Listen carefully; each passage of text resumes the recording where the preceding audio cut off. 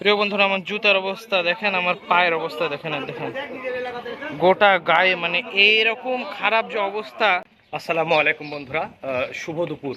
20 মে 2026 রোজ শুক্রবার।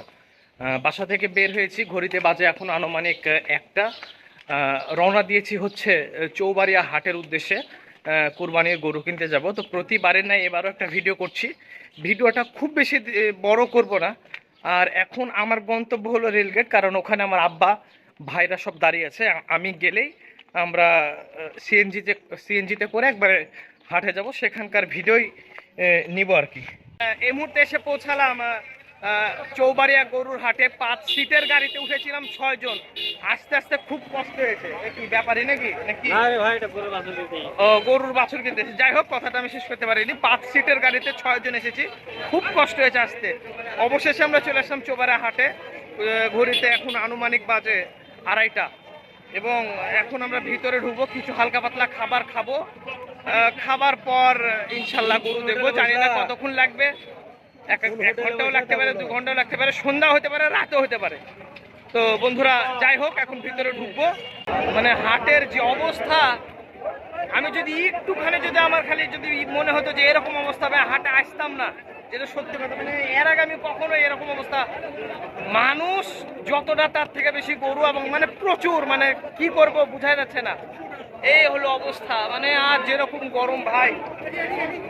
আমাদের গরু কেনা হয়ে গেছে। ঘড়িতে এখন বাজে মানে এখনো 4টা বাজেনি, খুব তাড়াতাড়ি গরু কেনা হয়ে গেছে। এই যে গরু কেনা হয়ে গেল, ব্যাপারীকে গরু বুঝে দেওয়া হয়েছে। আর এই যে আমাদের এই যে লাল গরু। প্রচুর গরম আজকে হাটে। প্রিয় বন্ধুরা, আমার জুতার অবস্থা দেখেন, আমার পায়ের অবস্থা দেখেন, আর দেখেন গোটা গায়ে মানে এইরকম খারাপ যে অবস্থা। আমি ভুটভুটির ছাদের উপরে উঠে আছি, আর যদি দেখতে পাচ্ছেন যে নিচে গরু সাজানো আছে, এভাবেই চলে যাব। মানে এবার খুব কষ্ট হয়ে গেল।